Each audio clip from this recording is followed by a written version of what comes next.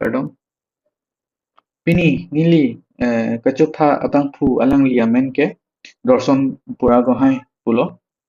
Alang li ke, APSC asat lang long, 2022 and 2023 long, hini long ta, batay hini ta, tipa undun si, alang, as an assistant accounts officer, Department of PhD, Dhemazi long si, liam dun bomik long. Lasso a podcast bangke nili Assamese pensi kaching wailo je kuson si lasso a purikha asat lang ki crack ni ma cepat hack ni ma pusi asi nang ni tumta lasso video podcast pen charlie tunu uni pusi matha penle lasso video lang pono angke to ante lasso video sonle pancheng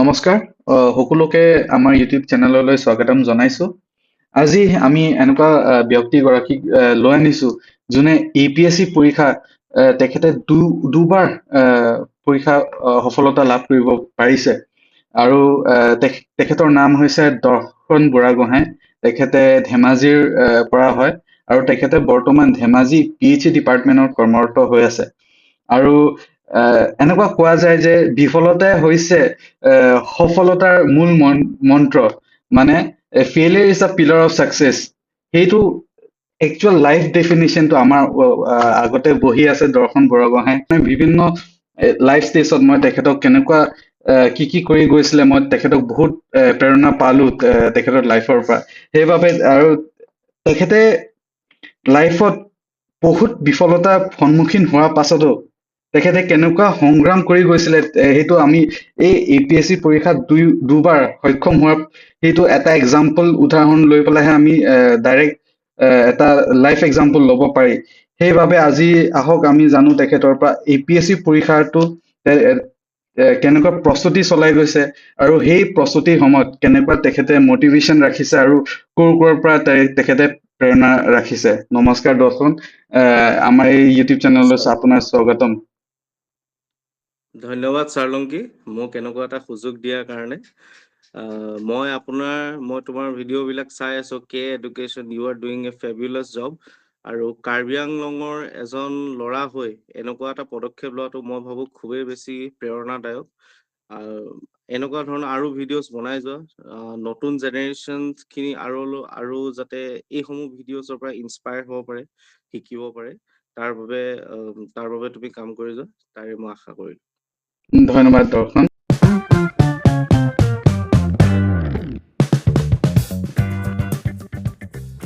তেনেহলে মই পডকাষ্টখন এনেকৈ আৰম্ভ দিওঁ প্ৰথম প্ৰশ্ন কেইটামান আছে যোনটো মই সুধিব বিচাৰো মোৰ যিমান মনত আছে 2022 চনৰ যোনটো পৰীক্ষা ৰিজাল্ট দিছিলে 2022 পৰীক্ষা 2023 চনত হৈছিল আৰু 2023 চনৰ যোনটো ৰিজাল্ট ওলাইছে সেইটো 24 চনত ওলাইছিলে 17 জানুৱাৰী এই প্ৰথম যেতিয়া পিডিএফত আপোনাৰ নামটো যেতিয়া দেখা পালে অনুভৱ কেনেকুৱা আছিলে সেইটো এবাৰ জনাওকচোন হয় নিশ্চিতভাৱে 2022 এপিএসসিৰ যিটো এটেম্প্ট আছিলে সেইটো মোৰ বাবে এটা বহুত স্পেচিয়েল এটেম্প্ট আছিলে কিয়নো মই এবছৰৰ ভিতৰত প্ৰিপাৰেচনৰ ভিতৰত মই গোটেই জাৰ্নিটো কমপ্লিট কৰিছিলো আৰু আপুনি যি ধৰণে সুধিছে যে হয় মানুহৰ এটা আকাংক্ষা থাকে এটা ভাল চাকৰি বা এজন ভাল চিভিল সাৰ্ভেন্ট হোৱা মই ভাবো মই নিজকে বৰ লাকি এনাফ যে মই ফাৰ্ষ্ট এটেম্প্টতে মই সেই পিডিএফত মোৰ নিজৰ নামটো দেখিবলৈ পাইছো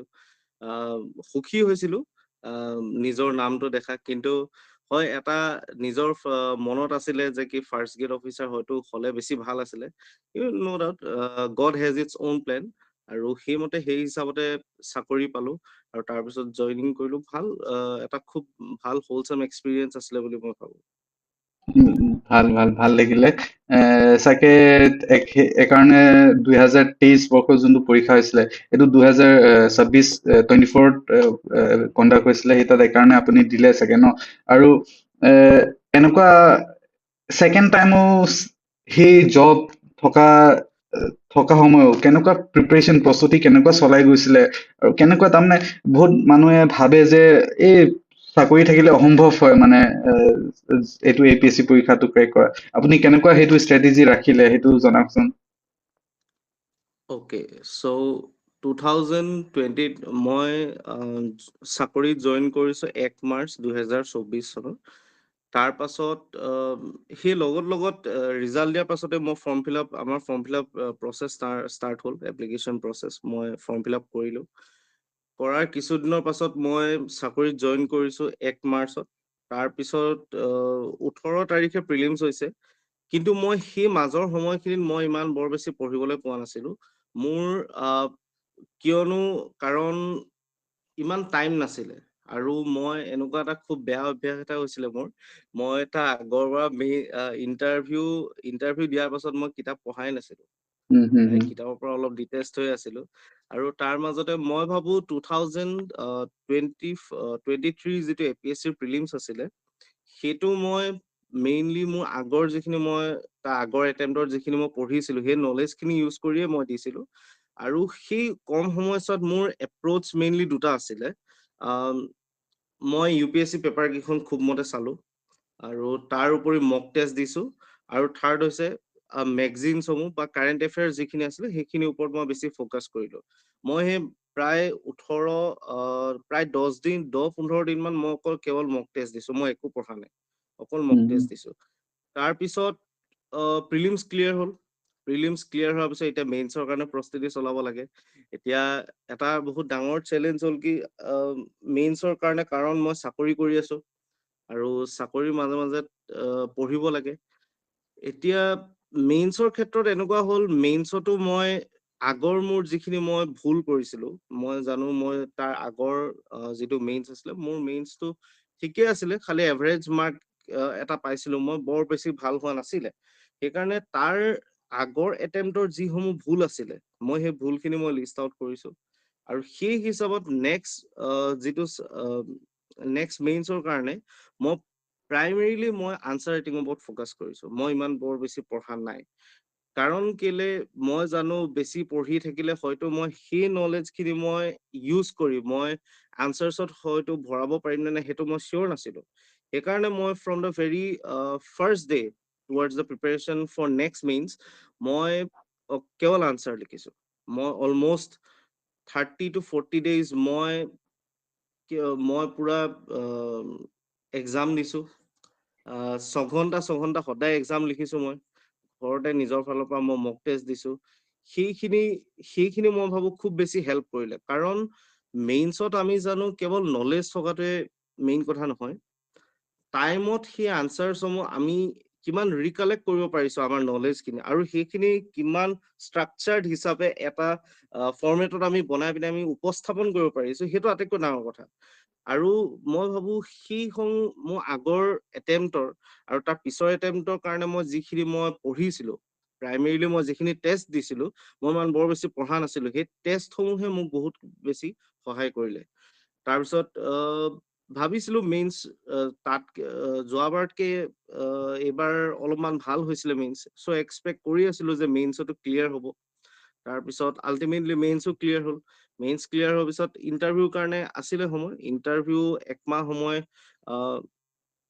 যিখিনি আগতে পঢ়া আছিলে সেইখিনি অলপ ৰিভাইজ কৰিছোঁ, আৰু মক টেষ্ট অলপ দিছোঁ, আৰু সেই হিচাপতে এইবাৰো ক্লিয়াৰ হ'ল। সেইটোৱে আছিলে মোৰ এইবাৰৰ জাৰ্ণিটো। ভাল। তাৰমানে আপুনি যেনেকে ক'লে 6 ঘণ্টা তাৰমানে সদায় টেষ্ট লিখিছিলে, সেইটো চাকৰিৰ মাজত। সেইটো 6 ঘণ্টা তাৰমানে টাইমটো বহুত কেইটা মানুহ ওলাব নোৱাৰে। আপুনি কেনেকুৱা মেনেজ কৰিলে সেইটো? তাৰমানে 6 ঘণ্টা অকল আনচাৰ, কাৰণ আনচাৰ লিখাৰ পাছত আপুনি ৰিভাইজো কৰিব লাগিব, পঢ়িবও লাগিব, ৰাইট? সেইটো বেলেগ। তাৰমানে কমচে কম 10 ঘণ্টা আপুনি পঢ়িছে, ত সেইটো টাইম কেনেকৈ উলিয়ালে? সেইটো একচুৱেলি এনেকুৱা হয়কে মই প্ৰথমডোখৰত মই অলপমান যিহেতু আমি প্ৰিলিমছৰ পৰা মেইনছৰ মাজৰ সময়খিনি প্ৰায় 3 মাহ সময় পাওঁ। মোৰ ফ'কাছটো আছিলে মই ফাৰ্ষ্ট মান্থ মই ৰিভিজন কৰিম। মই যিখিনি আগৰ নলেজ মোৰ আছিলে, প্লাছ মোৰ যিখিনি নোটছ আছিলে, সেইখিনি মই অলপমান ষ্ট্ৰেটেজি হিচাপত মই ঠিক কৰি পিনি লগতে কাৰেণ্ট এফেয়াৰ্ছসমূহ ইনপুট কৰাৰ পাছত সেইখিনি এটা ষ্ট্ৰাকচাৰ ফৰ্মেটত মই অলপমান নিজৰ বাবে ৰেডি কৰি থওঁ। তাৰপিছত নেক্সট 2 months বা অলমষ্ট 40 days মই সেইখিনি কামেই কৰিছোঁ। মই 6 hours মই লিখিবলৈ ট্ৰাই কৰিছিলোঁ। মই অফিচ আছিলে তাৰ মাজতো মই ট্ৰাই কৰিছিলো যিমান পাৰো, সদায় হয়তো মই নোৱাৰিছিলো, কিন্তু তাৰ মাজতে মোৰ সদায় এপ্ৰ'চটো এটা আছিলে যে কি মই 6 ঘণ্টা লিখিমেই। মই 6 ঘণ্টা লিখিছিলো, 3 ঘণ্টা ট্ৰাই কৰিছিলো যে মই একেটাত এক্সাম টাইমত মই দিব পাৰো, কাৰণ যিটো এক্সাম মেইনছৰ টাইমিংটো, কিন্তু মই নোৱাৰিছিলো কাৰণ কেলে অফিচ আছিলে মোৰ। তাৰ মাজতে মই গধূলি বা পিছবেলা যেতিয়া আহি পাৰো মই সেই 6 আৱাৰ্ছ টাইমটো মই ইউজ কৰিবলৈ যত্ন কৰিছিলো। আৰু সেই হিচাপতে মই ভাবো সেই যিটো স্পীড মই ডেভেলপ কৰিছিলো by writing 6 hours daily for around 40 days continuously, সেইটোৱে মোক বহুতখিনি হেল্প কৰিলে। আৰু মেইনছৰ ক্ষেত্ৰত এনেকুৱা হয়গে কি এইবাৰ হয়তো আপুনিও দিছে, গম পাব যে মেইনছৰ প্ৰিপেৰেশ্যনটো আগৰ নিচিনা বুক টিচ হৈ থকা নাই। এইটো অলপমান কম্প্ৰিহেনচিভ আৰু হলিষ্টিকেলি আমি গোটেই এপ্ৰ'চটো চাব লাগিব। মেইনছত এইবাৰ হয়তো কিছুমান কুৱেশ্যনছ আহিছে যিখিনি হয়তো আমি কিতাপত কেতিয়াও নাপাওঁ। ফৰ এক্সাম্পল জাহ্নু বৰুৱাৰ চিনেমাৰ কথা আহিছে, আৰু আৰু আপোনাৰ ৰীমা দাসৰ চিনেমাৰ কথা আহিছে, ফিউজন মিউজিকৰ ইনফ্লুৱেঞ্চৰ কথা আহিছে, সেইসমূহ হয়তো আমি কেতিয়াও কিতাপত নাপাওঁ। হয় হয় সেইবিলাকৰ কাৰণে হয়তো ক্ৰিয়েটিভিটি বহুত বেছি ইম্পৰ্টেণ্ট। প্লাছ মই যেতিয়া এক্সামত পঢ়িছিলো, মই সেই জাহ্নু বৰুৱাৰ চিনেমাৰ কথা আহোতে সেই সময়ত লিটাৰেলি যিটো 1 মিনিট মান আমি সময় পাওঁ ভাবিবলৈ, সেই সময়ছোৱাত মোৰ জাহ্নু বৰুৱাৰ সেই চিনেমা কেইখন মোৰ মনত লাগিছে, আৰু মই সেইখিনিকে মই উপস্থাপন কৰিবলৈ চাইছো কিমান ভালকে পাৰো। আৰু সেইটোৱে সেই হলিষ্টিক প্ৰিপেৰেশ্যনটো হয়তো সেই মোৰ সেই 2 বছৰ বা 1.5 বছৰ সেই জাৰ্ণিটো বুলি নহয়, হয়তো সৰুৰে পৰা এইবিলাক কিছুমান এনভাইৰনমেন্টৰ মাজত থকাৰ বাবে হয়তো মোক সেইখিনিয়ে বহুত সহায় কৰিলে। ভৱেন্দ্ৰনাথ শইকীয়াদেৱৰ চিনেমা চাইছিলো সৰুতে হম দেউতাহঁতৰ লগত। ৰীমা দাসৰ চিনেমা চাইছো, ভিলেজ ৰক ষ্টাৰ্ছ, বুলবুল কেন সিং। প্লাছ এই যিটো মিউজিকৰ কথাটো ক'লো মই, সেইখিনি কথা ফিউজন মিউজিকৰ কথা খুব বেছি আমাৰ পতা হয়। আমাৰ এটা ফ্ৰেণ্ড চাৰ্কেল আছিলে, চ' মিউজিকৰ আমি বহুতখিনি ডিছকাশ্যনছ কৰো, আৰু হয়তো সেই কথাখিনিয়ে মোক বহুতখিনি হেল্প কৰিলে, not only for clearing mains but also' for developing my personality as well. সেয়াই আছিলে মোৰ এপ্ৰ'চ। মানে সৰু কালৰ পৰা তাৰমানে বহুত এটা ধুনীয়া পৰিৱেশ, যোনটো সেইটো ডাঙৰ দীঘলীয়া হোৱাতে সেইটো বহুত এটা ইম্পেক্ট গৈ পৰিলে আৰু এইটো এক্সাম। কাৰণ যেনে আপুনিও হাইলাইট কৰিলে জাহ্নু বৰুৱা হওক, এইবোৰ তাৰমানে ফিউজন অফ মিউজিক, সেইবোৰ তাৰমানে এক্সপেক্টেড লাইন কেতিয়াও তাৰমানে ভাবিব নোৱাৰা আছিলে, মানে সেইটো আহিব, হয় নাই? অবভিয়াছলি হয়। উম সেইটো ধুনীয়া লাগিলে। তাৰমানে এইটো ইয়াৰ পৰা এইটো বুজিলো যে পৰিৱেশ সৰুৰ পৰা, আৰু সৰু কালৰ পৰা মানুহে কয় যে don't study for marks, study for knowledge. সেইটো সঁচাকে আপোনাৰ সেই APSC সফলতাত ৰিফ্লেকশ্যন এটা দেখুৱালে, নহয় জানো? হয়, টু এন এক্সটেণ্ট ক'ব পাৰি আৰু। ভাল ভাল ভাল। তাৰপিছত তাৰমানে ইমান কম টাইমতো তাৰমানে কেতিয়াবা এনেকুৱা লগা নাই নেকি যে মই ইমান যদি সংগ্ৰাম কৰি আছো, এইটো মানে ষ্ট্ৰাগল কৰি আছো এইটো পৰীক্ষাৰ কাৰণে, সেইটো তাৰমানে যদি মই বাই চান্স বোলে মই বিফল হৈ যাওঁ, ইয়া ফেইল হৈ যাওঁ, মোৰ কেনেকুৱা ফিলিং আহিব কেতিয়াবা, এইটো তাৰ পৰা আৰু উভতি আহা, আপুনি কেনেকুৱা সেইটো নিজৰ মটিভেশ্যন ৰাখি গৈছিলে গোটেই জাৰ্ণিত? কাৰণ মই জানো 2 বছৰ it's a very long journey, কাৰণ প্ৰথম এটেম্প দিছে আপোনাৰ অকমান হ'লেও ছেটিছফেকশ্যন ইমান লগা নাই, ছেকেণ্ড এটেম্প একাৰণে দিছে, সেইটো মটিভেশ্যন কেনেকুৱা ৰাখিছে আৰু ক'ৰ পৰা সেইটো প্ৰেৰণাটো আহিলে? য়েছ। চ' এইখিনিতে মই এটা কথা ক'ব লাগিব যে মটিভেশ্যন ফাৰ্ষ্ট এটেম্পটৰ কাৰণে প্ৰথম কথা মই চিভিল চাৰ্ভিচে যে কৰিম বা চিভিল চাৰ্ভিচ এজ এ মই কেৰিয়াৰ অপশ্যন ল'ম, সেইটো মোৰ ফাৰ্ষ্ট প্লেন নাছিলে। It was not my first choice. মই এক্সিডেণ্টেলি এইটো লাইনত অহা নিচিনাও হৈছিলে। একচুৱেলি মোৰ কাজিনছ বহুকেইজন চিভিল চাৰ্ভেণ্ট আছিলে, তেওঁলোকৰ ইনফ্লুৱেঞ্চ হয়তো বহুখিনি পৰিলে। আৰু মই ভাবো মোৰ লাইফত কেইজনমান মই বহুত ভাল মেণ্টৰ পাইছো, প্লাছ মই কেইজনমান খুব ভাল ফ্ৰেণ্ডছ পালো, লগৰ পালো, যিসকলে আমি একেলগত আমি বহি পঢ়িছিলো, আমি ডিছকাছ কৰিছিলো, আমাৰ বিফলতাসমূহ আমি ডিছকাছ কৰিছিলো, আমি কেলে পৰা নাই বা সেইসমূহৰ পৰা আমি কি ধৰণে আমি শিকিব পাৰো, সেইসমূহ কথা হয়তো মই ভাবো বহুখিনি মোক প্ৰভাৱ পেলাইছিলে। আৰু বিফলতা সেই কথাটো হয় মনত আহিব অবভিয়াছলি। যিকোনো এজন এছপাইৰেণ্টে যেতিয়া যিকোনো এটা এক্সামৰ কাৰণে প্ৰিপেয়াৰ কৰে হয়তো সেনেকুৱা এটা প্ৰশ্ন আহিবই। কিন্তু মই ভাবো এই জাৰ্ণিটো অলপমান এনজয় কৰি পঢ়াটো বেছি ভাল আছিলে। এনজয় যিমান ভালকে আপুনি কৰিব, আপুনি অকল ৰিজাল্টৰ কথা নাভাবি যাতে মোৰ নিজৰ কিবা এটা মই জানিবলৈ পঢ়িছো, সেই উৎকণ্ঠাটো লৈ যদি আপুনি পঢ়ে, নিশ্চিতভাৱে সেই ফেইলিয়াৰৰ কথাটো বহুত বেছি নাহে। আৰু উম মোৰ বাবে এনেকুৱা আছিলে কি মই বহুত বহুত মই যেতিয়া লাইব্ৰেৰীটোত আছিলো, তেতিয়া মই লাইব্ৰেৰীত মই মোতকৈ বহুত ডাঙৰ ডাঙৰ চিনিয়ৰ মানুহো দেখিছিলো, যিসকলে বহুত বছৰ ধৰি প্ৰিপাৰেচন কৰি আছে। তেতিয়া মই ভাবিছিলো যে তেওঁলোকক দেখি যে হয়, তেওঁলোকে প্ৰিপেয়াৰ কৰি আছে, ঠিক আছে, মই নেপালেও মোৰ একো নাই আৰু, মই দিছো আৰু মই এনেই দিব লাগে দিছো আৰু। কিন্তু ভাবিছিলো যে কি মই যিকেইটা এটেম্প দিম, মোৰ আটাইতকৈ ভাল এটেম্প দিম। মোৰ সেইটোৱে মোৰ এপ্ৰচ আছিলে। আৰু ফেইলিয়াৰ থাকিবই। আৰু মই ভাবো যোৱাবাৰ যোৱাবাৰৰ ৰিজাল্টটো মোৰ বাবে ছাকচেছ আছিলে, টু এন এক্সটেণ্ট ফেইলিয়াৰ আছিলে।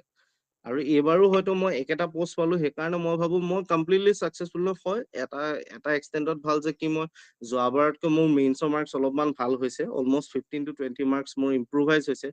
কিন্তু আল্টিমেটলি চাব গ'লে ইমান বৰ বেছি ভালো হোৱা নাই, কাৰণ মই একেটা পোষ্টে পালো। মই ভাবো এতিয়া আকৌ এই দুইটা এটেম্পটৰ পৰা মই এইটো শিক্ষা লোৱা উচিত যে মই আৰু নেক্সট কি কৰিব পাৰিম। এতিয়া মই ট্ৰাই কৰি আছো, নেক্সট যদি এটেম্প মই দিওঁ, তেতিয়াহ'লে মই এই যিসমূহ মই মিষ্টেকছ কৰিছিলো, সেইখিনিৰ ওপৰত মই আৰু বেছি ধ্যান দি মই কাম কৰিবলৈ যত্ন কৰি আছো। বঢ়িয়া। তাৰমানে সেইটোৱে এটা কি বুলি কয়, এটা এক্সপেৰিয়েন্স যোনটো আছে, সেইটো ৰিয়েল এক্সপেৰিয়েন্স এটা ৰিফ্লেকশ্যন এতিয়া দেখায় মানে।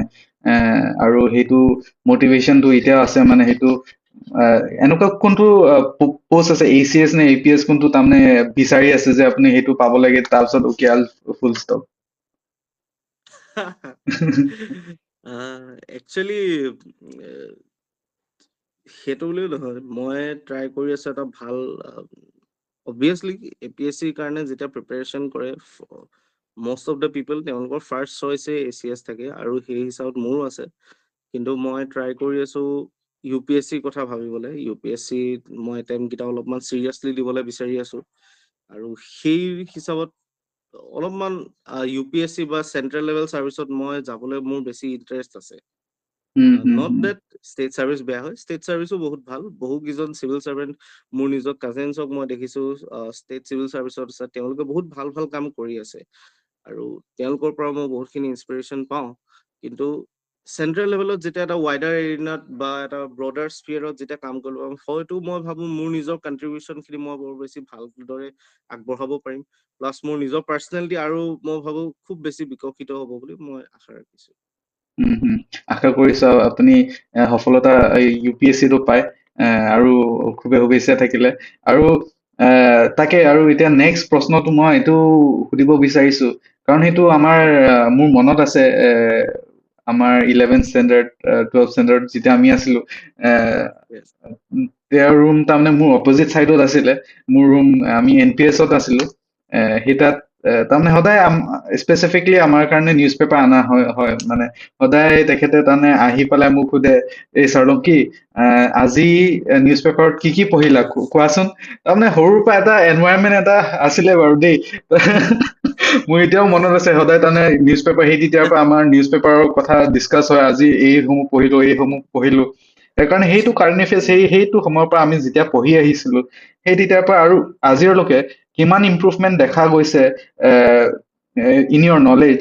আৰু সেইটো কাৰেণ্ট এফেয়াৰ্ছ পঢ়াটো, নিউজ পেপাৰ পঢ়াটো কেনেকুৱা, সেইটো এক্সামত তাৰমানে ৰিফ্লেক্ট কৰিলে আৰু কেনেকুৱা হেল্প কৰিলে, সেইটো হাইলাইট কৰিলে ভাল আছিলে। Yes, এইখিনিতে মই এটা কথা ক'ব লাগিব, I am blessed to have you as my friend. আমি আমি NPS-ত থকাৰ দিনৰ পৰাই এটা ভাল ফ্ৰেণ্ড চাৰ্কেল আছিলে। আমি ডিছকাছ কৰো নিউজ পেপাৰৰ ওপৰত। হয়, নিউজ পেপাৰ পঢ়াৰ হেবিটটো সৰুৰ পৰা আছিলে। ঘৰতে আগতে নিউজ পেপাৰ লয়। দেউতাই আগতে কয় যে ৰাতিপুৱা এটলিষ্ট 5টামান হেডলাইন পঢ়ি যাবি স্কুললৈ যোৱাৰ আগত। হয়তো সেই হেবিটটো আছিলে, কিন্তু কিন্তু সেই হেবিটটো কণ্টিনিউ কৰি ৰখাটো মোৰ বাবে অলপ টান হৈ পৰিছিলে। কলেজত গ'লো, তেতিয়া হয়তো এইবিলাকত বৰ বেছি ইমান টাচত নাই, আৰু নিউজ পেপাৰ ক'ত আৰু পঢ়া হয়। তাৰপিছত আকৌ যেতিয়া প্ৰিপাৰেচন জাৰ্নিলৈ গ'লো, তেতিয়াতো নিউজ পেপাৰটো এটা ইণ্টিগ্ৰেল পাৰ্ট হৈ পৰিলে। কিন্তু কিন্তু কি হয়গে, ফাৰ্ষ্টত মই যেতিয়া নিউজ পেপাৰ পঢ়িছিলো, চিভিল চাৰ্ভিচৰ প্ৰিপাৰেচন কৰা সময়ত খুব বেছি বৰিং লাগে। এ, কি আৰু একেকেইটা কালাৰ ব্লেক এণ্ড হোৱাইট সদায় দেখি থাকো কি পঢ়িব হয় এনেকুৱা ধৰণৰ এটা মেণ্টেলিটি আছিলে কিমান আৰু ব্লেক এণ্ড হোৱাইট বস্তু পঢ়িম কিন্তু যিসকলে নিউজ পেপাৰ পঢ়িবলৈ বৰ ইচ্ছা নকৰে ফাৰ্ষ্ট পেজত তেওঁলোকৰ কাৰণে এটা ছাজেশ্যন হ'ব পাৰে যে কাৰেণ্ট এফেয়াৰ্ছ মেগাজিন বা নিউজ পেপাৰ এনালাইচিছসমূহ যিসমূহ আজিকালি বহুকেইটা কোচিং ইনষ্টিটিউটে উলিয়াইছে সেইটো এক্সপিৰিয়েণ্টৰ কাৰণে বহু বেছি হেল্পফুল হয় কিন্তু that should not be the only solution news paper কেলে পঢ়িব লাগে কাৰণ কেলে প্ৰথম কথা এটা হোলিষ্টিক এছেছমেণ্ট দিয়ে নিউজ পেপাৰৰ আৰু ছেকেণ্ড কথাটো হ'ল news paper as a habit it also' develops your personality as well আৰু সেই কাৰেণ্ট এফেয়াৰ্ছৰ বহু বেছি মহত্ব আছে আমি কুৱেশ্যন পেপাৰসমূহ যদি আমি চাওঁ প্ৰিলিমছ মেইনছ ইদাৰ UPSC ইদাৰ APSC অৰ এনি এক্সাম কাৰেণ্ট এফেয়াৰ্ছৰ ৰোল কেতিয়াও শেষ নহয় আৰু মই তাৰে এটা এক্সাম্পল দিব বিচাৰো যোৱাবাৰ এইবাৰ নহয় তাৰ আগৰবাৰ প্ৰিলিমছত এটা কুৱেশ্যন আহিছিলে চাহৰ ওপৰত চাহৰ ওপৰত আহিছিলে মোৰ কেলে মনত আছে কাৰণ APSC প্ৰিলিমছৰ যোৱাবাৰ মই দিওঁতে ছেট ডি পৰিছিলে মোৰ আৰু ছেট ডি প্ৰথম কুৱেশ্যন আছিলে চাহৰ ওপৰত সেই কুৱেশ্যনটো ব্ৰুচ ব্ৰাদাৰ্ছৰ ওপৰত আছিলে এনেকুৱা এটা Yeah. ষ্টেটমেণ্ট বেছ কুৱেশ্যন আহিছিলে য়েছ মনত পৰিছে সেই কুৱেশ্যনটো অহাৰ কাৰণটো হৈছে কি 200 বছৰীয়া চাহৰ যাত্ৰা 200 বছৰৰ চাহৰ যি লং হিষ্ট্ৰী আছিলে সেইটো কমপ্লিট হোৱাৰ কাৰণে সেনেকুৱা এটা কুৱেশ্যন আহিছিলে সেইবাবে কাৰেণ্ট এফেয়াৰ্ছ কেতিয়াও আমি নেগলেক্ট কৰিবই নোৱাৰো আৰু কাৰেণ্ট এফেয়াৰ্ছ যিমান পাৰো সদায় আমি প্ৰিপেৰেশ্যন জাৰ্ণি নোটছৰ ক্ষেত্ৰত আমি সেই কাৰেণ্ট এফেয়াৰ্ছসমূহ আমি যেতিয়া পঢ়ো আমি এইটো কথা জানিব লাগিব যে সেইটো কোনখন GSৰ কোনটো টপিকৰ পৰা আহিছে আৰু কোনটো টপিকত মই এইটো ইউজফুল হ'ব পাৰে সেই হিচাপত মই সেইখিনি বস্তু মই সেই ইনপুটখিনি লৈ মোৰ সেই নোটছখিনিক মই ইনকৰ্পৰেট কৰিবলৈ যত্ন কৰিছিলোঁ আৰু মই ভাবো যেতিয়া মই আনচাৰ লিখো তেতিয়া মই সেই নোটছখিনি যেতিয়া মই চিৰিয়েলি অলপমান পঢ়ি লওঁ বা মিনি বা মাইক্ৰ' নোটছ হিচাপে যেতিয়া মই বনাই পিনি মই পঢ়িছিলোঁ তেতিয়া সেই বস্তুখিনি মোৰ ক্লিক কৰিছিল আৰু সেইখিনিকে মই আনচাৰত ইনপুট কৰিবলৈ মই যত্ন কৰিছিলোঁ সেইটোৱে আছিলে মোৰ এপ্ৰ'চ টুৱাৰ্ডছ কাৰেণ্ট এফেয়াৰ্ছ লাষ্টত তাৰমানে যি মানে আপুনি সেই নোটছ মেকিঙৰ কথা উলিয়ালে চ' হয় নোটছ মেকিং বহুত চবেই এমফেচাইজ কৰে যে নোট মেকিং চমুকে আমি বনালে কিমান ইম্পৰ্টেঞ্চ বুলি শুনি থাকো মানে চব জাগাৰ পৰা কিন্তু আপোনাৰ হিচাপত আপোনাৰ এক্সপিৰিয়েঞ্চৰ হিচাপত এই নোটছ মেকিং যেতিয়া আমি চমুকে বনাওঁ তাৰমানে সৰুকে যেতিয়া বনাওঁ সেইটো এটা ফাৰ্ষ্ট ইনষ্টেঞ্চটো কেতিয়াও নাহে নহয় জানো আৰু সেইটো নোটছ মেকিং সেইটো সৰুকে চমুকে কেনেকুৱা বনাব লাগে আৰু সেইটো কেতিয়ালৈকে আমাৰ হৈ পাব সেইটো এটা এপ্ৰ'চটো এবাৰ দেখাই দিলে ভাল আছিলে য়েছ চ' ফাৰ্ষ্ট অফ অল যিটো মই মোৰ নিজৰ পাৰ্চনেল এপ্ৰ'চটো কৈছোঁ এই এপ্ৰ'চটো মোক ছাজেষ্ট কৰিছিলে মোৰ ছাৰ এজনে ছাজেষ্ট কৰিছিলে তেওঁ এতিয়া ইনস্পেক্টৰ অফ টেক্স হিচাপে তেওঁ কৰ্মৰত তেওঁ কৈছিলে প্ৰতিখন পেপাৰৰ কাৰণে এটা বেলেগ আমি যে অফিচত ইউজ কৰোঁ এটা বছ ফাইল সেই বছ ফাইল নিচিনাকে চাৰিটা বা 5টা ফাইল ৰেডি কৰি থ'ব লাগে প্ৰতিখন GS পেপাৰৰ কাৰণে আৰু সদায় নোটছখিনি আমি A4 সাইজ শ্বীটত বনাব লাগে বনালো এতিয়া মই যিখিনি মোৰ জেনেৰেল নোটছখিনি আছে আমাৰ ষ্টাডি মেটেৰিয়েলছৰ পৰা ফৰ এক্সাম্পল হিষ্ট্ৰীৰ কাৰণে মই মডাৰ্ণ হিষ্ট্ৰী বা সেইখিনি মোৰ জেনেৰেল নোটছখিনি মই প্ৰিপেয়াৰ কৰিলোঁ প্লাছ মোৰ জিঅ'গ্ৰাফীৰ কাৰণে মোৰ জেনেৰেল যিখিনি নোটছ আছে মই প্ৰিপেয়াৰ কৰি থলোঁ সেইটো মই ক্লাব কৰি থৈছোঁ in that box file for GS1 তাৰপিছত যিখিনি মই সদায় মই কাৰেণ্ট এফেয়াৰ্ছসমূহ পাই আছোঁ কাৰেণ্ট এফেয়াৰ্ছ এনালাইচিছৰ পৰা আদি কৰি মোৰ নিউজ পেপাৰছৰ পৰা মই সেই বস্তুখিনি কি কৰিম যিটো টপিকৰ লগত ৰিলেটেড ফৰ এক্সাম্পল এতিয়া দুদিনমানৰ আগতে US-ৰ কেলিফৰ্ণিয়া নিউ জাৰ্চিত ৱাইল্ড ফায়াৰ বহুত ডাঙৰ এটা সন্ত্ৰাস সৃষ্টি কৰিছিলে that can be a probable question for next APSC or UPSC এতিয়া মই সেই ৱাইল্ড ফায়াৰ যিটো কুৱেশ্যনটো আছে এতিয়া তাৰ ওপৰত মই এটা কম্প্ৰিহেনচিভ নোট বনালো যিহেতু কেলে হৈছে এতিয়া তাত জিঅ'গ্ৰাফীৰ কিছুমান ইনফ্লুৱেঞ্চ আছে ফৰ এক্সাম্পল সেই ৱাইল্ড ফায়াৰটো মেইনলি হৈছিলে চেণ্টা এনা যিটো লোকেল উইণ্ড আছিলে তাৰ কাৰণে বহুত বেছি বিয়পি পৰিছিলে এতিয়া সেইটো এটা জিঅ'গ্ৰাফীৰ কুৱেশ্যন হ'ব পাৰে প্লাছ ৱাইল্ড ফায়াৰ কণ্ট্ৰল কৰাৰ ক্ষেত্ৰত সেইটো এটা এনভাইৰনমেন্টৰ কুৱেশ্যনো হ'ব পাৰে। তাৰ মানে কি সেই টপিকটোৱে মই GS1তো মোৰ আছে, মোৰ GS3তো আছে। তেতিয়াহ'লে মই একেটা বস্তু মই কি কৰিম, GS1ৰ যিটো সেই টপিকটো আছে ৱাইল্ড ফায়াৰ বা লোকেল উইন্সৰ মোৰ যিখিনি নোটছ আছে তাৰ লগত মই সেইটো ক্লাব কৰি থলো। ছেকেণ্ডলি GS3 ক্ষেত্ৰত ৱাইল্ড ফায়াৰ বা সেইসমূহ এনভাইৰনমেন্ট প্ৰটেকশ্যনৰ যিসমূহ মই নোটছ বনালো তাত মই সেই একেটা আকৌ বস্তু মই ক্লাব কৰি থলো। সেই একেখিনি যেতিয়া মোৰ প্ৰিপেয়াৰ হৈ যাব, প্ৰিপেয়াৰ কেতিয়ালৈকে হ'ব, যেতিয়া মই মেইনছ দিয়াৰ অলমষ্ট এসপ্তাহলৈকে, এসপ্তাহ নহয় চৰি 2 সপ্তাহৰ আগলৈকে মোৰ কমপ্লিট কম্প্ৰিহেনচিভ নোটছ মোৰ কমপ্লিট হৈ যাব। তাৰপিছত মোৰ কি হ'ব, মই এই যে ফাইলটো মই ৰেডি কৰিলো, এই ফাইলটো ৰেডি কৰাৰ পিছত মোৰ এপ্ৰ'চটো হ'ব এই ফাইলটো কেনেকে মই ক্লাব কৰি আনি কেনেকে মই ডায়গ্ৰামছৰ যোগেদি বা যিয়ে নহওক শ্বৰ্ট নোটৰ যোগেদি মই সেইটো যাতে খুব বেছি মই সেই গোটেই GS1খন যাতে মই 40 পেজত আনিব 40 to 30 পেজত আনিব পাৰো। GS2খন চেম, GS3 চেম, GS4 চেম, যাতে এই 30 পেজ বা 40 পেজ পঢ়িলে মই সেই গোটেই ছাবজেক্টটো বা গোটেই সেই পেপাৰখনৰ মই এটা চমু আভাস পাই যাওঁ, যাতে সেই 30 বা 40 পেজখিনি মই এক্সামৰ আগদিনা মই ৰিভাইজ কৰিব পাৰো। চ' ডেট ৱাজ মাই এপ্ৰ'চ। আৰু সেইটো হয়তো এদিনত নাহে, মোৰ হয়তো সেই মাইক্ৰ' নোটছ কিন্তু প্ৰথম মাইক্ৰ' নোটছ বনাওঁতে মোৰতো 100 পেজৰ ওপৰত হৈছিলে। চ' 100 পেজৰ পৰা লাহে লাহে এতিয়া যেনিবা 30-20 পেজত মোৰ আছে আৰু ৰেডি কৰি থোৱা আছে।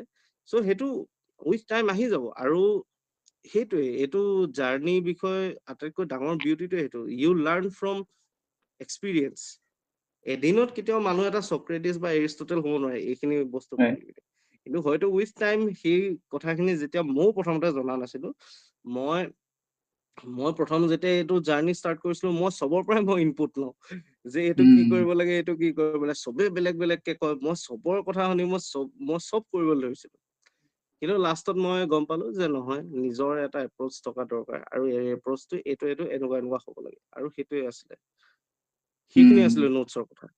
উম, হয়, আপুনি ধুনীয়াকে বুজাই দিলে তাৰমানে, কাৰণ হয় বাৰু দেই, নোটছ বস্তু যোনটো আছে সেইটো এইটো এক্সামত বহুত এটা ইম্পৰ্টেণ্ট ফেক্টৰ প্লে কৰে। আৰু নোটছে তাৰমানে কেতিয়াবা এতিয়া বহুত কোচিং চেণ্টাৰৰ টিচাৰ্ছ কেইটাও কয় যে নোটছ মেকিং এনেকুৱা কৰিলে বেছি ভাল। কিন্তু যেনেকুৱা আপুনি ক'লে, চব টপাৰ্ছ কেইটা যেতিয়া শুনো, তেতিয়া কয় চবৰ নিজৰ পাৰ্চনেলাইজ তাৰমানে নোটছ মেকিং য়েছ থাকে। য়েছ সেইটো য়েছ সেইটো এপ্ৰ'চটো সেইটো কোনেও শিকাব নোৱাৰে। এণ্ড আই থিংক সেইটো বস্তুটো লাহে ধীৰেকে নিজৰ এপ্ৰ'চৰ হিচাপে আহিব। চ' সেইটো ভাল লাগিলে, ধুনীয়াকে আপুনি এক্সপ্লেইন কৰিলে। সেইটোৱে। আৰু এটা কথা মই ইয়াতে এড উম, কৰো, হুম, নিজৰ নোট খিনি অকল নিজেহে বুজি পায়, সেই হয়, ধৰণে বনাব লাগে। একজেক্টলি। হয়, তাৰপিছত নেক্সট কুৱেশ্যন, মই প্ৰশ্ন এইটো সুধিব বিচাৰিছো যে তাৰমানে আমাৰ লাইফত প্ৰতি তাৰমানে বেলেগ বেলেগ তাৰমানে ষ্টেজটো আহি থাকে, আৰু বেলেগ বেলেগ ষ্ট্ৰাগল বা সংগ্ৰামটো আহি থাকে।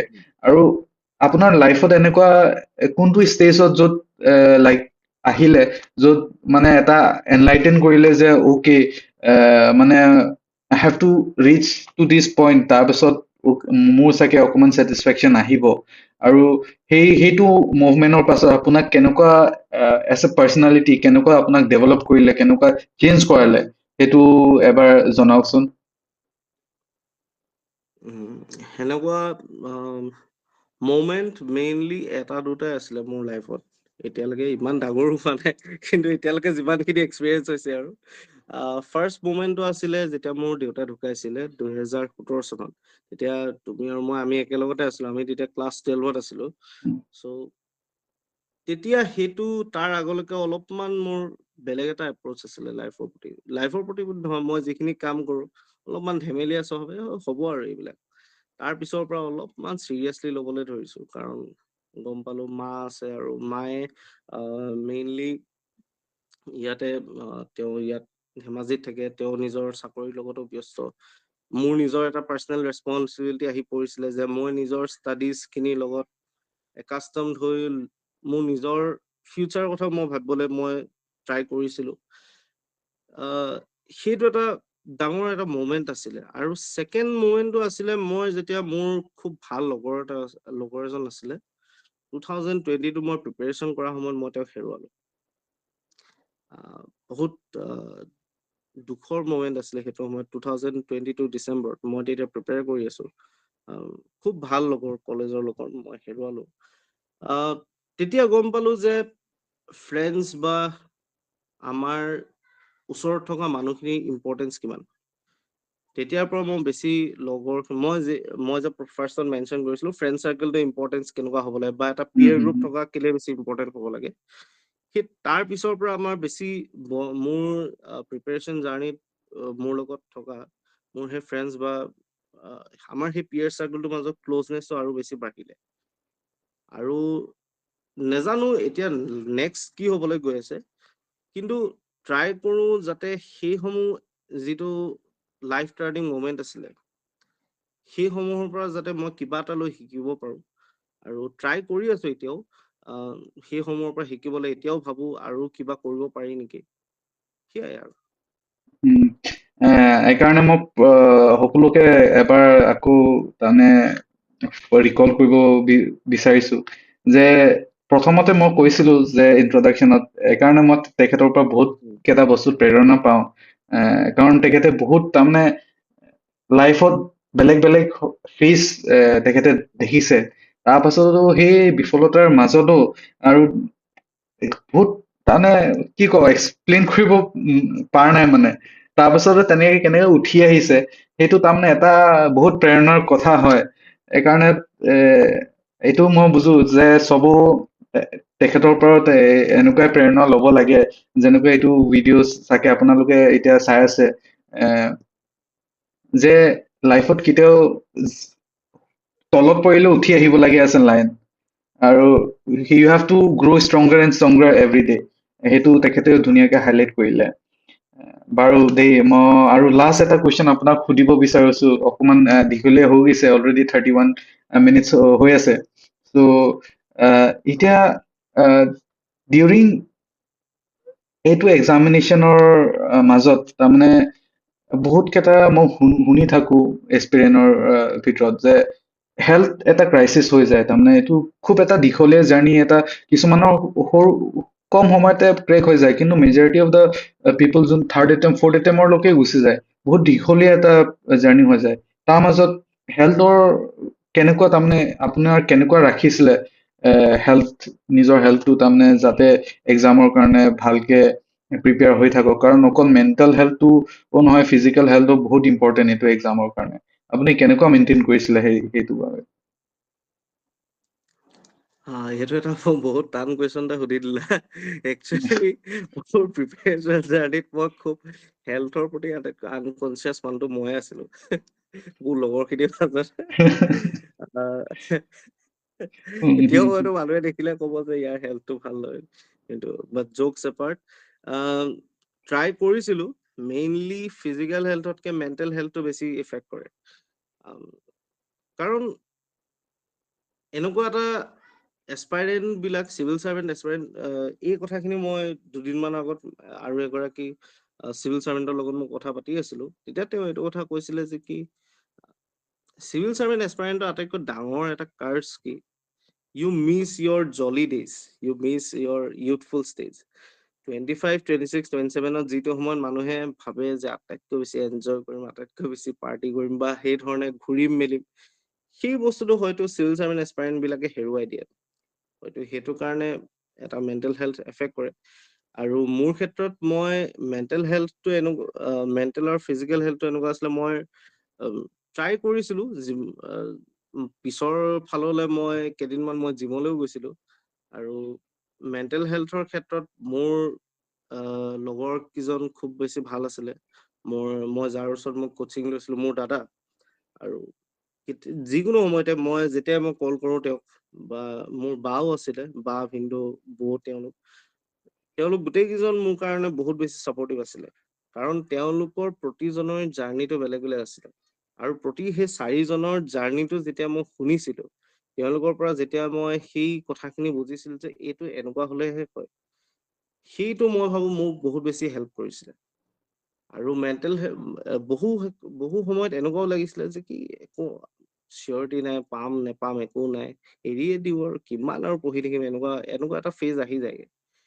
তেতিয়া মোক তেতিয়া মোৰ সেই দাদা তেওঁ এটা কথা কৈছিলে, মই আজি তেওঁৰ নাম ল'বই লাগিব, অংশুমান গগৈ। আহ, তেওঁ এটা কথা কৈছিলে, আহ, তেওঁ এজন ফেমাছ এক্টৰ এটা ডাইলগ কৈছিলে, নাছিৰুদ্দিন শ্বাহ। নাছিৰুদ্দিন শ্বাহ আমি চবেই জানো যে বলিউডৰ এজন ফেমাছ অভিনেতা হয়। তেওঁ এটা কথা কৈছিল, তেওঁক সুধিছিলে এবাৰ এটা ইণ্টাৰভিউত, যদি আপুনি এক্টৰ নহ'লহেঁতেন তেতিয়াহ'লে আপুনি কি হ'লহেঁতেন? তেতিয়া তেওঁ এটা কথা কৈছিলে কি, I would love to remain my entire life as a failed actor. বহুত ডাঙৰ কথা কৈছিলে, এজ এ failed actor। তাৰমানে তেওঁৰ এক্টিঙৰ প্ৰতি ইমানেই বেছি পেশ্যন আছিলে, ইমানেই বেছি প্ৰেম আছিলে, সেইটোৱে মোক তেতিয়া কৈছিলে যে কি তুমি you need to treat your journey as your girlfriend. You need to treat your journey as a girlfriend. তুমি যিমানেই এফৰ্ট দিবা, তোমাৰ এতিয়া এপ্ৰ'চটো হৈছে তুমি নিজৰ জাৰ্নিটো as a first as a crush হিচাপে ট্ৰিট কৰিব লাগিব, and then your effort should be transforming your crush into your love. So' that was my entire journey, আৰু সেইটোৱে আটাইতকৈ মোৰ ডাঙৰ মটিভেশ্যন আছিলে, কৈছিলে আৰু এইবিলাক একচুৱেলি ফেঞ্চি ৱৰ্ডছ বিলাক সেই দাদাই খুব ভালদৰে ব্যৱহাৰ কৰিব জানে। কৈছিলে আৰু যে you have to turn your crush into your love, that's your biggest challenge. আৰু সেইটোৱে তেতিয়া কৈছিলে, সেই জাৰ্নিটো তেতিয়া তুমি এনেকুৱা কিছুমান কাম কৰিবা যিটো হয়তো তুমি কল্পনাও কৰিব নোৱাৰা। হয়ো মই প্ৰথম ফাৰ্ষ্টত যেতিয়া মই প্ৰিপেয়াৰ কৰিছিলো, তেওঁ মোক টাস্ক দিছিলে সদায় লিখা answer from the day one. তেতিয়া মই ভাবিছিলো কি কাম কৰাই আছে, একো পঢ়া মেলা নাই, একো কৰা নাই, মই কি কৰিবলৈ আনচাৰ লিখিম। পিছত গম পালো যে ফাৰ্ষ্টত তেওঁৰ পিছত যেতিয়া মোৰ ক্লিয়াৰ হৈছিলে ফাৰ্ষ্ট টাইম এক্সাম, তেতিয়া মোক তেওঁ কৈছিলে, মই তোমাক কেলে কৰাইছিলো জানানে? কাৰণ প্ৰথম যেতিয়া মই তোমাক কৰালো, that was to develop your speed. সেইটো বহুত ডাঙৰ কথা। কাৰণ কেলে আনচাৰ ৰাইটিঙৰ আমি জানো এটা 10 মাৰ্কছৰ কুৱেশ্যন কমপ্লিট কৰিব হ'লে 7 মিনিটছ থাকে, আৰু 15 মাৰ্কছৰ এটা 10 মিনিটছ থাকে। সেই স্পীডটো যাতে মোৰ ডেভেলপ হয়, ফৰ 2 months মোক সদায় এটা টাস্ক দিছিলে, সদায় তাৰমানে প্ৰায় 10টা কুৱেশ্যন মোক লিখিবলৈ কয়, লাগিলে চাই লিখা, একো কথা নাই। মই পিছত ৰিয়েলাইজ কৰিছো যে এইটো কাৰণে আছিলে। চ' সেইটোৱে journey can be turn beautiful আমাৰ এফৰ্টছৰ যোগেদি, আৰু সেইটোৱে মোৰ এপ্ৰ'চ আছিলে। আৰু মই এতিয়াও আজি ভাবো মই এজন অফিচাৰ বুলি মই নিজকে গণ্য নকৰো, কাৰণ কেলে হৈছো হয় এটা এচিভমেণ্ট হয়, কিন্তু মই নিজকে এতিয়াও মই এছপাইৰেণ্ট বুলিয়ে ভাবো। কাৰণ কেলে মই নতুন কিছুমান কথা মই শুনিবলৈ চেষ্টা কৰো, কিমান যাতে মই নতুন নলেজ একুৱায়াৰ কৰিব পাৰো, সেইটোৰ ওপৰত মোৰ আজিৰ দিনত মোৰ প্ৰাইমেৰী ফ'কাছ হয়। মই নতুন এছপাইৰেণ্টছসমূহৰ লগতো কথা পাতো, তেওঁলোকেও মোক বহুতখিনি ইনপুটছ দিয়ে, বা মই নিজৰ ফালৰ পৰা যিখিনি ইনপুটছ দিব পাৰো সেইখিনিও মই দিওঁ।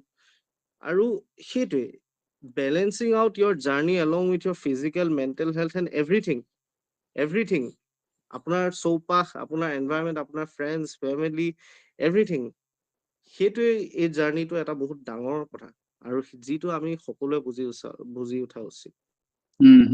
এইটো বহুত ধুনীয়াকে চমুকে আপুনি বুজালে যে লাইফৰ এপ্ৰ'চটো তাৰমানে এটা বেলেঞ্চ মেনাৰত, আপুনি যেনেকে কৈছে লাষ্টত বেলেঞ্চ মেনাৰ, চব বস্তু তাৰমানে বেলেঞ্চ কৰি যাব লাগে। এইটো বহুত ডাঙৰ এটা ৰোল প্লে কৰে এইটো পৰীক্ষা সক্ষম হোৱা। চ' লাষ্টত সেইটোৱে, আৰু শেষ হোৱাৰ আগতে মই ৰিপিট কুৱেশ্যন কেইটামান সুধিব বিচাৰিছো, কাৰণ চাগে অকমান দীঘলীয়া হৈ গৈছে। ৰিপিট 5টাই কুৱেশ্যন আছে দেই, তাৰমানে বেছি নহয়, আৰু 5টা কুৱেশ্যন ঠিক আছে। প্ৰথম কুৱেশ্যনটো এইটো হ'ল, তোমাৰ বিগেষ্ট চিয়াৰ লিডাৰ কোন আছিলে? বহুত টাফ কুৱেশ্যন, এজনেই নাম ক'ব লাগিব নেকি? হয়। এজন বুলি ক'ব গ'লে মোৰ মা হ'ব, মাই বিগেষ্ট চিয়াৰ লিডাৰ।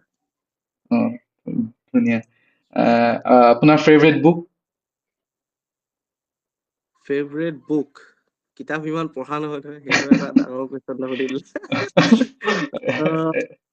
খুব কম পঢ়িছো কিতাপ মই।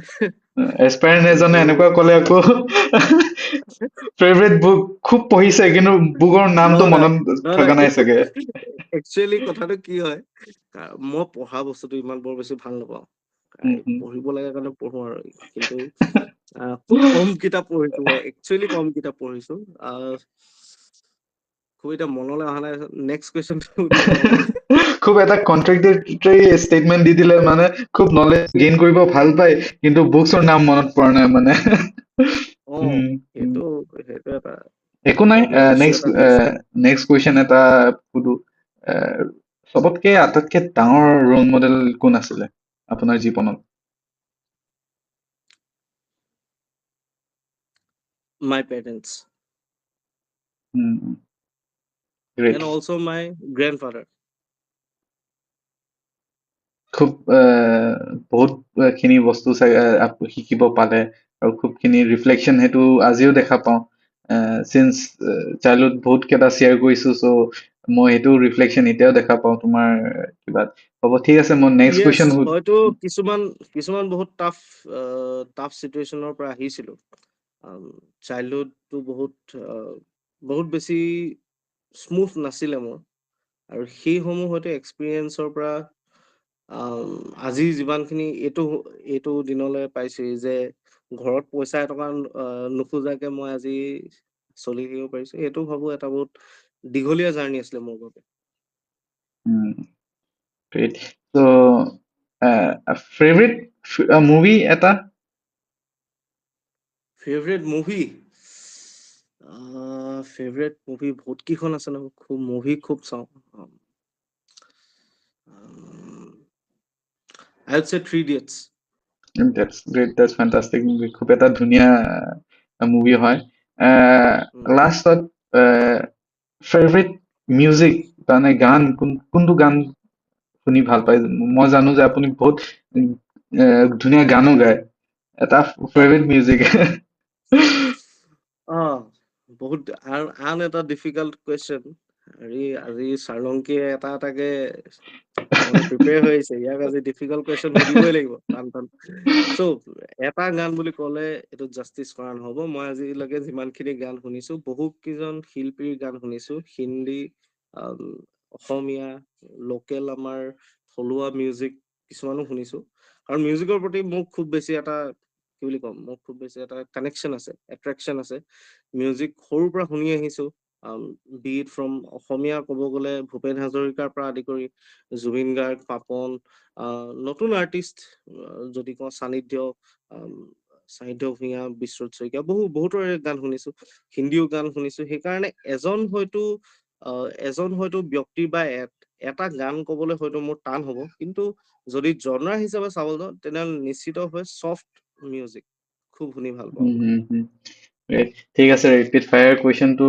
ইয়াতে সমাপ্ত কৰিছো গোটেই ইণ্টাৰভিউটোৱে সমাপ্ত কৰিছো আৰু শেষ হ'ব হৈছে চ' লাষ্ট এটা পিচ অফ এডভাইচ যোনটো তাৰমানে এতিয়া ভিডিঅ' চাই আছে শেহতীয়ালৈকে তাৰপিছত তাৰমানে কেনেকুৱা এইটো এক্সাম তাৰমানে সফলতা কৰিব পাৰি যদিও বিফল হয় আৰু সেইটো বিফলতাৰ পৰা কেনেকৈ উঠি আহিব পাৰি তাৰ বিষয়ে তাৰমানে গোটেই আছে হলিষ্টিক এটা কোট নহলে এটা ষ্টেটমেন্ট জনালে ভাল আছিলে অ'কে চ' প্ৰথম কথা আজিৰ ছ'চিয়েল মিডিয়াৰ যুগত ইনক্লুডিং মি এটা খুব ডাঙৰ এটা মিছকনচেপশ্যন এটা আছিলে আমি ৰিল চাই পিনে আমি চিভিল চাৰ্ভিচৰ প্ৰতি এট্ৰেক্ট হ'বলৈ আহিছো কোনোবাই কাৰোবাক দম দিয়ে বা সেই ধৰণৰ that is not the case civil service is for public service civil servant হ'বলৈ যোৱা মানে বহুত এটা ডাঙৰ ৰেচপনচিবিলিটি হয় এই গোটেই জাৰ্ণিটো আমি বহুত কম্প্ৰিহেনচিভলি আমি চাব লাগিব বিফলতা বুলি নহয় যে মই নলেজ গেইন কৰিবলৈ মই পঢ়ি আছো সেইটো আমাৰ প্ৰাইমেৰী ফ'কাছ হ'ব লাগে আৰু মেইনলি এক্সামটোৱে কি বিচাৰিছে আমি সেইটো আটাইতকৈ বুজি উঠা আটাইতকৈ ডাঙৰ কথা এক্সামটোৱে আমাক কেৱল কিতাপৰ লেংগুৱেজ বা কিতাপ পঢ়ি আমাক ডাঙৰ মানুহ হ'বলৈ কোৱা নাই আমি কিমান কম সময়ত আমি কিমান ভালদৰে আৰু কিমান এটা সঠিক সিদ্ধান্ত ল'ব পাৰো সেইটো আমাৰ সেই এক্সামটোৱে বিচাৰিছে আৰু একো নাই চিভিল চাৰ্ভিচৰ প্ৰিপেৰেশ্যন হৈ থাকিব নিজৰ ভাগে চলি থাকিব preparation should not be over your head preparation চলি থাকিব নিজৰ জেগাত কিন্তু লাইফটো আমাৰ আগবাঢ়ি গৈ থাকিব সেইকাৰণে লাইফৰ যিসমূহ এনজয়মেণ্ট সেই সময় ইমানো বেছি আঁতৰাই পেলাব নালাগে। মই কিছুমান বহুত চিৰিয়াছ এস্পাইৰেণ্ট দেখিছো মেণ্টেল ট্ৰমাত গুচি যায়, যিসকল তেওঁলোকে এণ্টায়াৰলি এটা ৰুমত বন্ধ হৈ পিনি 24 ঘণ্টা প্ৰায় 12-18 ঘণ্টা পঢ়ি থাকে 24 ঘণ্টাৰ ভিতৰত। তেওঁলোকে ফ্ৰেণ্ডছ ফেমিলি চব পাহৰি যায়, কিন্তু তেওঁলোকে যদি এট দি এণ্ড, কাৰণ আজি এই এক্সামটো অকল নলেজৰ ওপৰত নহয়। মই কওঁ 60% নলেজ 40% লাক। বহুত নলেজেবল মানে আজিলৈকে ক্লিয়াৰ হোৱা নাই, কাৰণ হয়তো লাক ডাজন্ট ফেভাৰ। এইটো এটা হয়তো অপ্ৰিয় সত্য হয়, অপ্ৰিয় সত্য, আৰু সেইকাৰণে কৈছো লাক হয়তো চবৰ কাৰণে ফেভাৰ নহয়, কিন্তু সেইখিনিত থাকি যাতে সেই চিভিল চাৰ্ভিচৰ প্ৰিপেৰেশ্যনত থাকি আমি নিজৰ যাতে লাইফটো আমি পাহৰি নাযাওঁ, সেইটো আমাৰ বাবে আটাইতকৈ ডাঙৰ কথা। এনেকুৱা ধৰণে আমি প্লেনিং কৰিব পাৰো। আমি গোটেই উইকটো পঢ়িলো, ছেটাৰডে চানডে কিবা এটা আমি either a movie or go for a walk with your friends. So that should be your journey. So civil service journey is a part of your life, it's not your life. সেইটো আটাইতকৈ ডাঙৰ কথা। Thank you. সিমানখিনি আছিলে মই ক'বলগীয়া। ধন্যবাদ থাকিলে দৰ্শন, গোটেই কেইটা আপুনি থেংক ইউ বহুত ছাৰ। চমুকৈ বুজাই দিলে ধুনীয়াকে। মই আশা কৰিছো সকলো এক্সপেৰিয়েঞ্চ যোনে চাই আছে এইটো ভিডিঅ' দৰ্শনৰ পৰা বহুত খুবেই প্ৰেৰণা পাব। তেখেতে বহুতখিনি কথা ক'লে ইয়াত, য'ত তেখেতে ক'ত সংগ্ৰাম চলাই গৈছিলে আৰু ক'ত তেখেতে মটিভেশ্যন ক'ৰ পৰা পাইছে আৰু কেনেকুৱা লাইফ ষ্ট্ৰাগলৰ পৰা উভতি আহিব লাগে, সেইবোৰ কথা তেখেতে জনালে। সেইবাবে মই দৰ্শন লাষ্টত ফাইনেলি ধন্যবাদ থাকিলে এই পডকাষ্টত অহাৰ কাৰণে। আৰু মই আশা কৰিছো, থেংক ইউ ছাৰ লংকিত। আৰু আশা কৰিছো যে আপোনাৰ UPSC যোনটো ড্ৰিম আছে সেইটো অতি সোনকালে সফলতা আপুনি লাভ কৰে। And best wishes to you also'. মই এইখিনিতে ক'ব বিচাৰো যে কি চাৰলংকিক মই বহুত দিনৰ আগৰ পৰা চিনাকি, মোৰ প্ৰায় 6-7 years আজি আমাৰ চিনাকি হয়।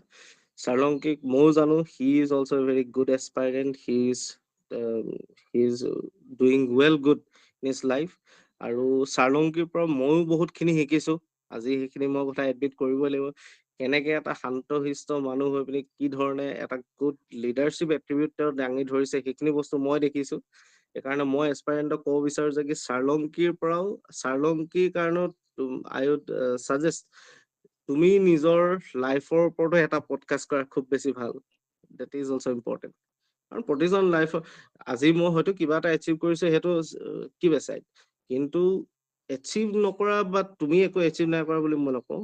চ' আই ছাজেষ্ট তুমি নিজৰ লাইফৰ ওপৰতো কিবা এটা বনোৱা video' that would be more useful to aspirants. আৰু মই ভাবো আজি মোক এটা অপৰচুনিটি দিয়াৰ বাবে খুব বেছি ধন্যবাদ চাৰলংকি। কিন্তু মই নাজানো মই কিমানখিনি ভালদৰে ক'ব পাৰিলো বা মোৰ কথাখিনিয়ে কিমান বেছি এস্পাইৰেণ্টক উপযোগী কৰি তুলিব, কিন্তু ট্ৰাই কৰিছো মোৰ ফালৰ পৰা যিমানখিনি মই ক'ব পাৰো মোৰ এক্সপিৰিয়েঞ্চখিনি শ্বেয়াৰ কৰিলো। সেয়াই আছিলে চাৰলংকি। ধন্যবাদ দৰ্শন। Thank you very much.